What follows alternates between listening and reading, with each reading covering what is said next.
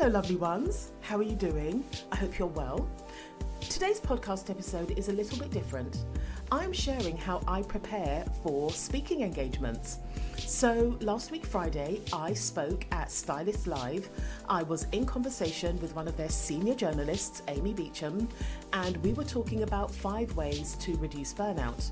It ended up being a much more holistic, all-encompassing conversation where we talked about burnout, why we end up feeling burnt out, nervous system. We talked about leadership and how leadership is not the same as trying to be popular, and about the need to be comfortable with people misunderstanding you and being disliked if you want to be a leader and you want to make moves. And we talked about high value work as opposed to busy work. And one of the ways I prepare for speaking engagements is to voice note my thoughts, like literally stream of consciousness, voice noting my thoughts into my phone and then listening back. And I think it'll be very helpful for you to hear. Some of you might want to hear my process, but the things I share are helpful. But caveat, this is a recording of me just brainstorming ideas. So I was sent some prompts by a stylist, and this is me just speaking based on those ideas. And because it was my preparation, you are going to hear at some point my iron beeping, you're going to hear my daughter's music in the background, and I felt a cough coming on at one point, so I was clearing my throat. That said, I think that the brainstorming is going to be really useful for you, so I am going to be sharing it. If this moves you, if you resonate with it and you know of other people it would be supportive to, I would absolutely love, I would be so grateful if you could share. I would like my podcast to be listened to by people who it will serve. And you guys are so supportive of me. I'm tapping you up for more support to share, because I want this podcast to grow. I want it to be a thing. So your support is required. Thank you so much in advance. And actually, before I get into that, I want to remind you that on Sunday, the 28th, I'm sure Sunday's the 28th of December, I am hosting a 2025 planning event. In fact, it's the ultimate 2025 planning event. It is called Dream Big, Plan Smart. And I'm going to be supporting you to map out your 2025. Lots of people talk about New Year's resolutions not working. They do, when you do it in a way that vibes with you. So there's going to be some somatic movement. There's going to be some guided meditation. There's going to be fun, love and laughter. And we're going to map out your 2025. We're going to break it down into quarters. And it's going to work because this is designed to meet you where you are. Quite often, we make plans, New Year's resolutions, whatever the plans are, based on an ideal version of ourselves. No, we're going to meet you where you are. Also, through the somatic movement and guided meditation, I'm going to support you to connect with what you really want to bring into fruition, not some cardboard cutout version of what goals are. We're going to plug into what you really want to do this year. Tickets for this event are at the bargain price of £35. So, click the link in the show notes so that you can secure your place. I'd love to have you there. We're going to have some fun. Okay, that's it. I am going to leave you with the recording. If you like it, please do share on social media. Tag me on Instagram at tamu.thomas and leave comments wherever you're listening. And please do rate and review my podcast. Right, that's it. Done. Here it is. Make sure I include my pivotal moment, including inflammation, sinusitis, bronchitis, laryngitis, waking up with chronic physical symptoms but dismissing them as if that's a normal part of being busy, productive and professional, muscle tension and all of those things, irritability, my body's cries for help. Emphasize there isn't and there wasn't a single aha moment, but a gradual building and a gradual awareness that all of these things were interlinked, that it was not normal to live in this state and just medicate these things away. And that realizing that I wasn't clear about what makes life feel satisfying for me. the success I was chasing did not include satisfaction. It didn't feel grounded. It was all at the top of my head. Subtle signs and early symptoms of burnout to watch out for. Recurring headaches, fatigue, frequent illness indicates that the body is in a prolonged state of stress. Muscle tension, clenching your jaw, shallow breathing, digestive issues, constant fatigue, brain fog, irritability, forgetting things, losing your zeal, your zest, not feeling enthusiastic about the things you usually feel enthusiastic about, feeling like you're going through the motions, life feeling like it's Groundhog Day, just having a pervasive sense of there's got to be more than this. In my book, I talk about the way we're conditioned to sacrifice our essential needs. And I call them essential needs, not basic needs, because basic allows us to dismiss it. So it's things like skipping meals, working late into the night for many nights on the road that it feels normal.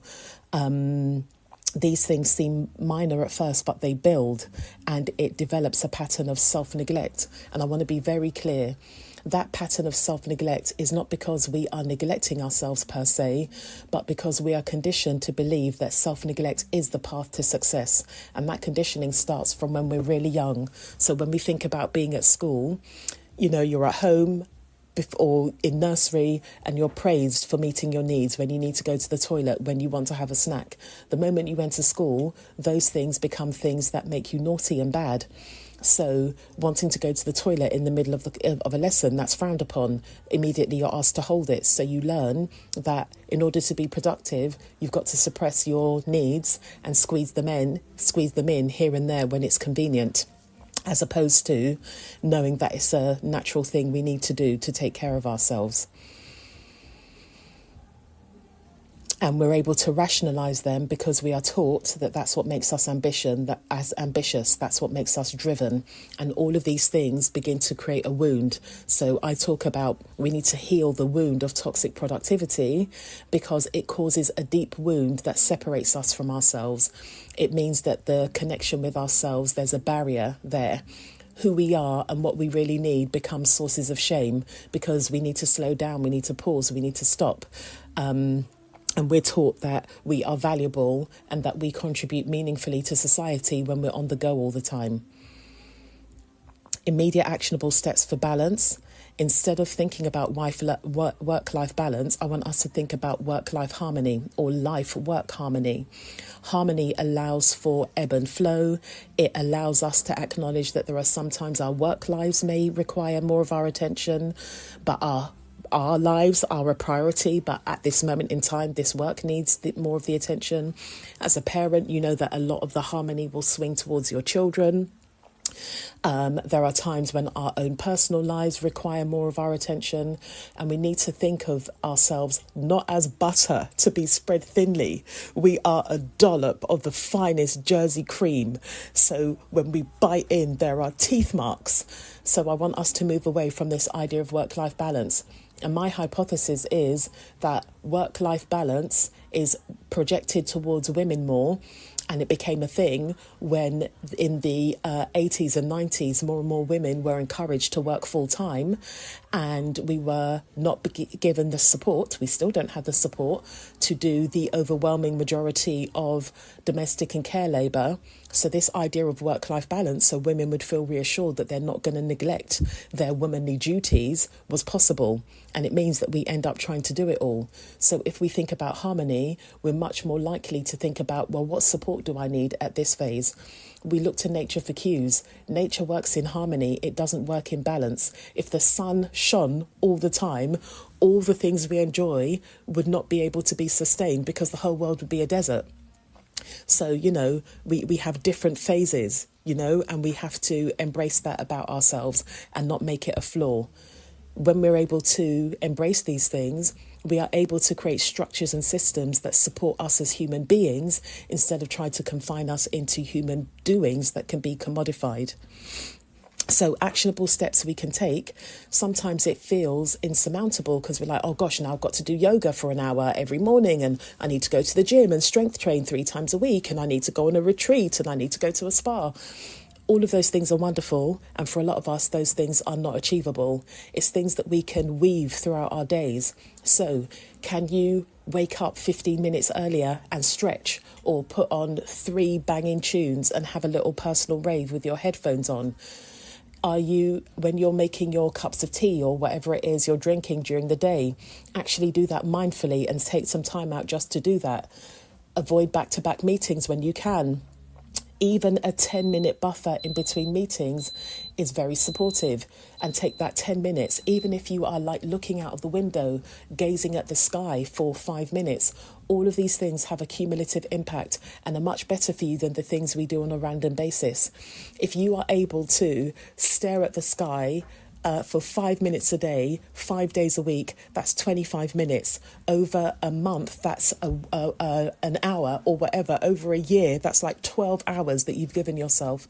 And when you do that on a regular basis, you know, we all function in rhythms. Life moves in a rhythm. And even if we don't think we have a rhythm, we do.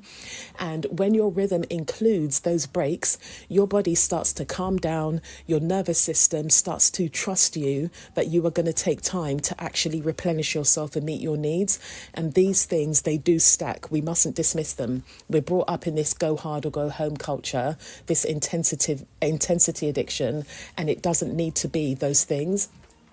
I know that a lot of us feel like having a proper lunch break is an absolute luxury, but if you were to decide to block out your calendar and 3 times a week when you're eating your lunch, just have 20 minutes dedicated to eating your lunch, not doing anything else.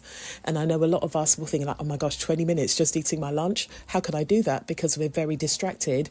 Read a book. Like, do something that engages you in one way and plugs into your imagination.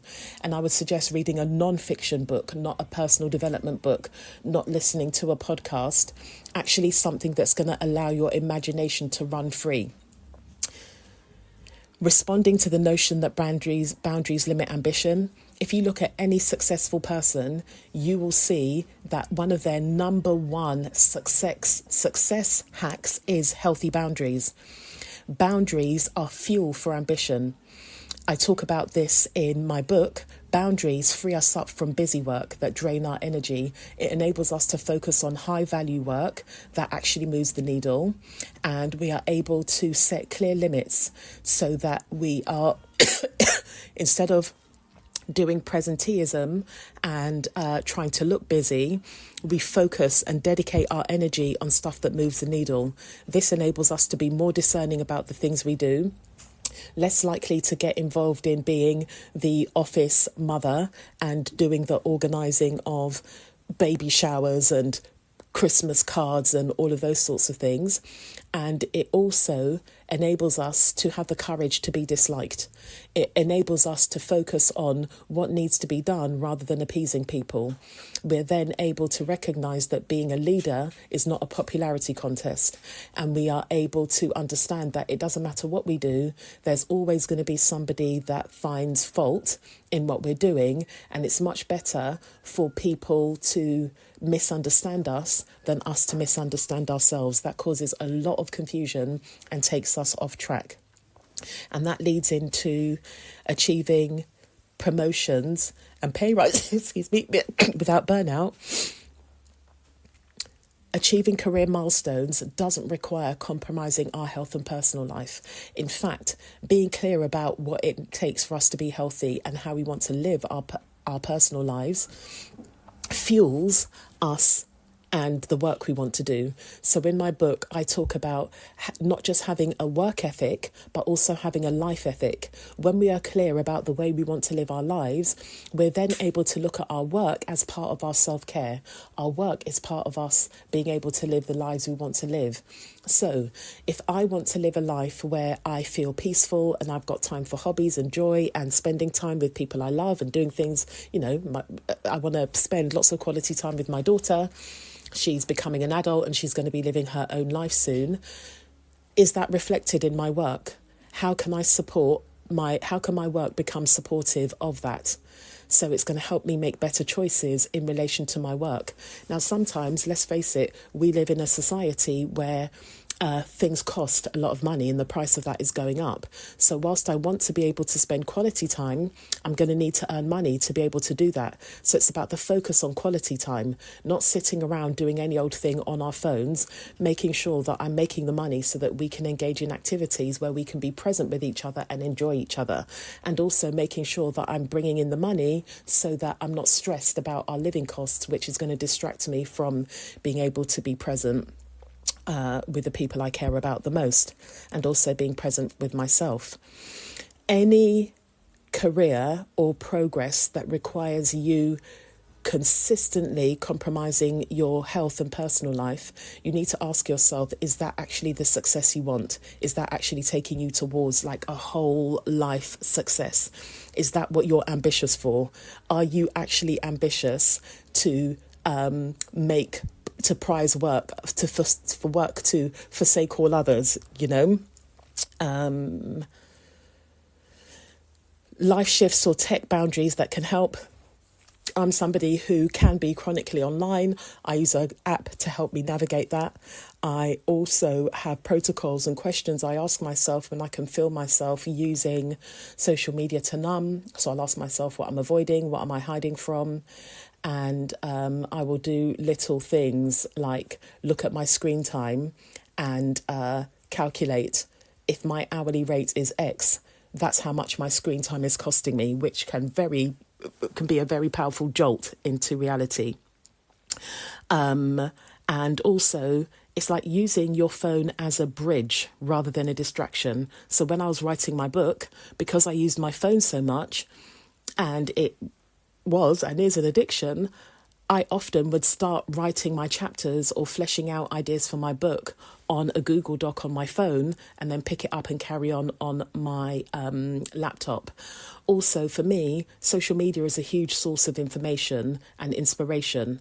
And I am a creator, so I try to focus on using the 80-20 rule, where I am 80% creativity, 20% consumption. And this encourages me, doesn't always work, I'll be honest, but it encourages me to focus on high quality consumption, not any old thing. But sometimes I do enjoy a good scroll, and I'm not going to beat myself up for it.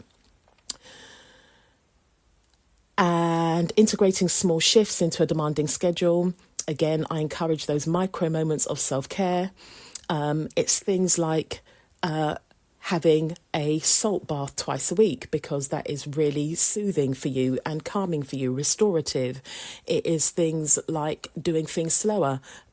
I go for walks with my daughter and she's forever saying to me, why are you walking so fast? So it's things like slowing down, feeling the ground beneath you. When you're sitting down and you can feel that you're getting really anxious and your energy's all up in your head, just feeling into the connection between yourself, the chair and the ground, that automatically brings your energy back into your body, your awareness back into your body, and you feel that sense of calm. Working with your breath. Breath is so overlooked, and it's one of our primary anchors, one of the primary ways we can bring some calm into our nervous systems. So noticing when I'm shallow breathing and deeply breathing for a little while, using the 4-4 breathing method. So inhale for 4, hold for 4, exhale for 4, hold for 4, and repeating that cycle. It's very, very soothing and regulating for your nervous system. And like having some non-negotiables.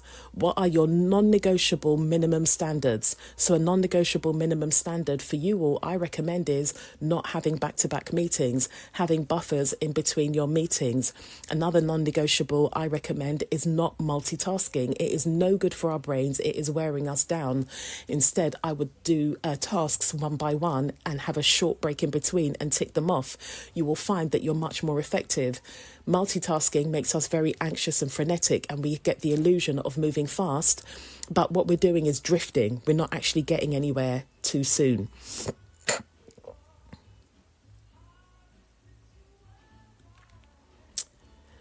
Overcoming guilt about prioritizing self-care. Rest isn't just a break from productivity. It's a core aspect of productivity, and it is a core aspect of how we function as human beings. There was a program I was watching about elite athletes, and they talked about the rest being more important than the race. And we have to recognize that when we are not rested, we are automatically in our survival physiology, and our biology is what dictates how we function. Polyvagal theory teaches us that 80% of communication goes from body to brain. When we are tired, we are not able to cope with things we would normally do because we don't have the capacity. So, and I also want to emphasize that for women, guilt in relation to caring for ourselves is manufactured. Patriarchal standards tell us that womanhood is about being selfless. It's about giving yourself away. It's about martyrdom. It's about being there for everybody. It's about going without. It's about self-neglect. So we need to redress that. When we give ourselves more, we are able to give more because our capacity is full and our needs are met. If you're familiar with Maslow's hierarchy of needs, we need those foundational needs to be met in order to be able to do the things like have the self-esteem, have the positive relationships, and self-actualize. Unique shifts for high-stress professions. Stress often doesn't arise due to the nature of the work, but the culture of it. And this urgency culture, this toxic productivity culture, will lead us to believe that stress is productive because it feels like we're being busy. But actually, busy is not the same as progress. So we need to understand that. Stressful work environments create artificial crises rather than managing true emergencies. So everything becomes an emergency, everything becomes urgent, and there's no sense there. So I want people to focus on discernment, to distinguish between what is truly urgent and what is a default stress mindset, and to set boundaries around that and become discerning and understand that sometimes the company stress is not actually your stress. It's not actually going to be something that supports your role. Like, I have to be very clear with myself. I am somebody who is passionate and cares about the world, and I have to draw a line and distinguish between the stress that is out of my control and the stress I can do something about, and make sure that I'm not conflating the two. Consistency in new life shifts. Habit stacking, mindful check-ins, showing that, small consistent actions create big changes. They have a compounding effect. It's a bit like compounding interest. And I spoke about them earlier on. And how you start the day has a massive impact on how you continue the day. I did a recording with somebody, and they talked about you got to wake up before your demons do. So that is like having a check-in before you get out of bed, literally just putting your hand on your heart, asking yourself, what do you need today? And listening to that. It's about giving yourself a few moments of peace. It might be writing down 3 things you're grateful to yourself for. Gratitude, there are so many studies that show what a massive impact it has. It's about not overlooking these things, and also it's about not expecting an immediate effect. It took a long time. Chronic is something that's enduring. It takes a long time for us to get into these states. We are conditioned into these states from birth, so it's going to take some time to begin to undo them. So honouring our boundaries, reclaiming rest, they're not just powerful for, it's not just self-care, it's self-respect, it's self-power that enables you to sustain your ambition and make sure that your ambition is aligned with what makes you feel fulfilled. True success is satisfaction. Thank you for joining me on the Liberated Woman podcast. Your time and attention is valued. I hope you found today's conversation insightful, inspiring, and even galvanizing. If you enjoyed the episode, please like, rate, review, subscribe, comment, and share. Like many things in our digital experience, the algorithm rules, so your interaction is vital. Your support helps me reach more listeners and attract impactful guests. Tune in for more empowering discussions and practical tips to help you live life on your own terms. Until next time, I'm Tamu Thomas, reminding you to embrace your joy. Podcast produced by me, Tamu Thomas, edited by Biongolia, podcast music by James Anderson.